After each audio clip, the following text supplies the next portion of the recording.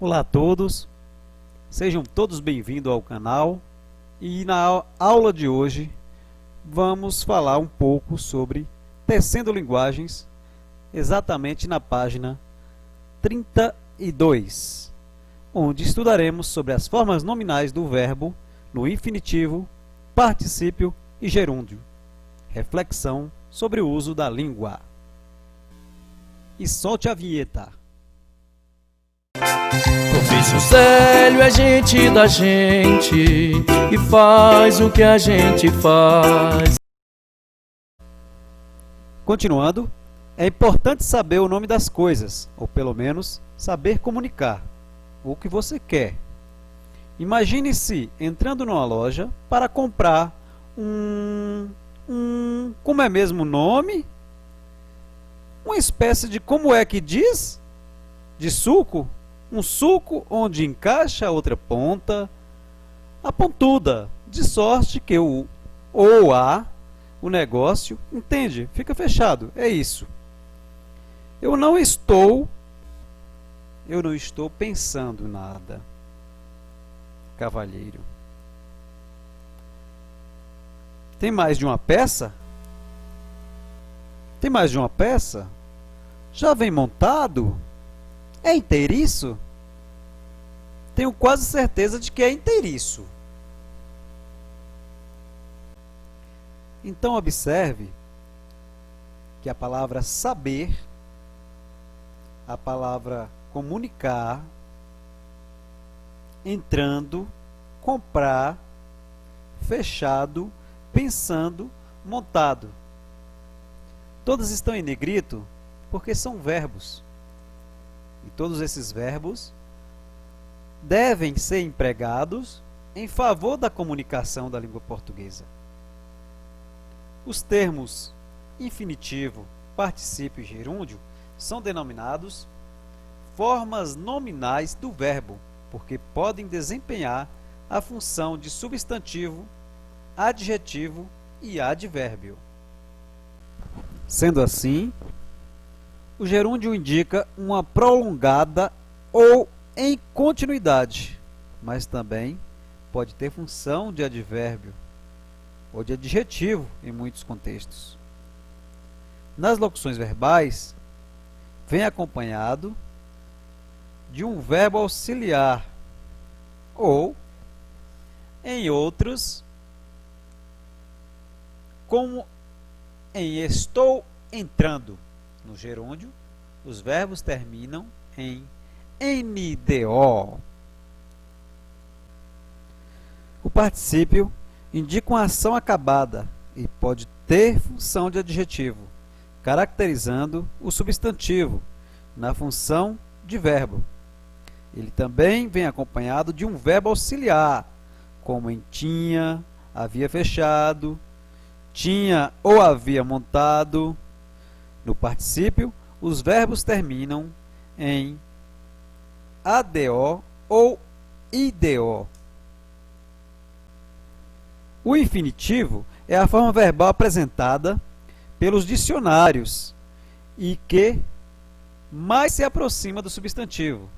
Pode ser classificado em infinitivo impessoal, quando o verbo não flexionado, e infinitivo pessoal, quando o verbo é flexionado. O infinitivo pessoal é usado em geral em situações que há um sujeito definido ou em que se pretende definir esse sujeito.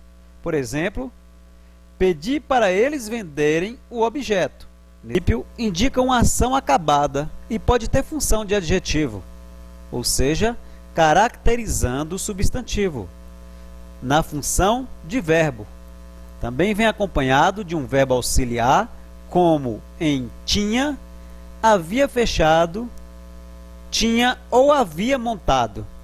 No particípio, os verbos terminam em ADO ou IDO.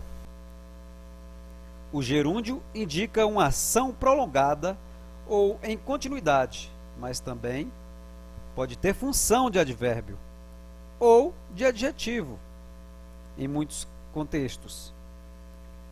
Nas locuções verbais, vem acompanhado de um verbo auxiliar, como em estou entrando. No gerúndio, os verbos terminam em NDO.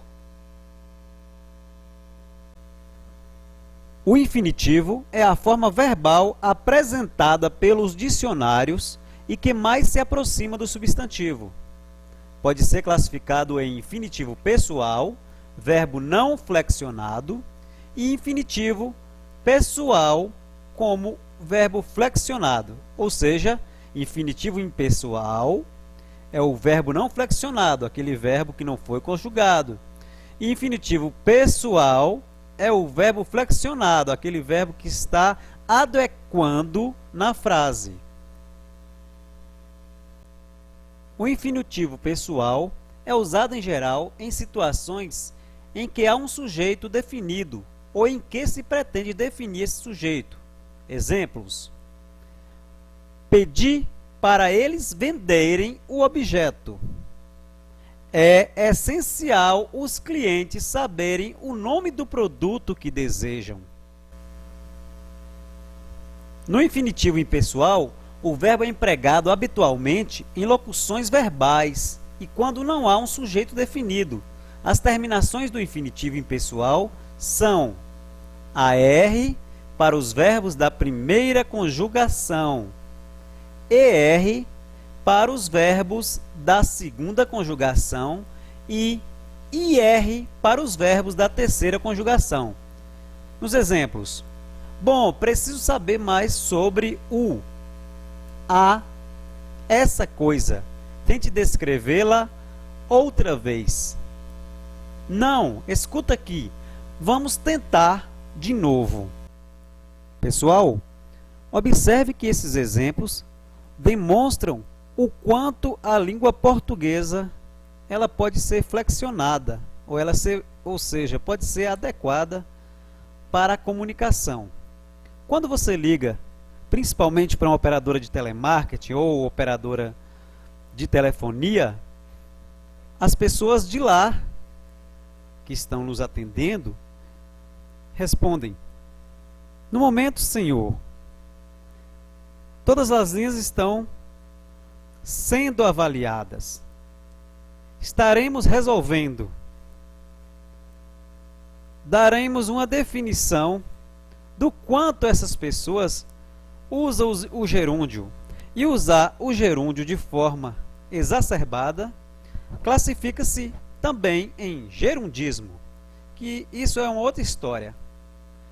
Vamos encerrar por aqui e vocês podem continuar com a atividade, essa atividade da página 32, 33, 34, 35, 36, 37 até a página 38. Na outra videoaula, estaremos discutindo somente as atividades. Um abraço, muito obrigado, inscreva-se no nosso canal. Professor Célio é gente da gente e faz o que a gente faz.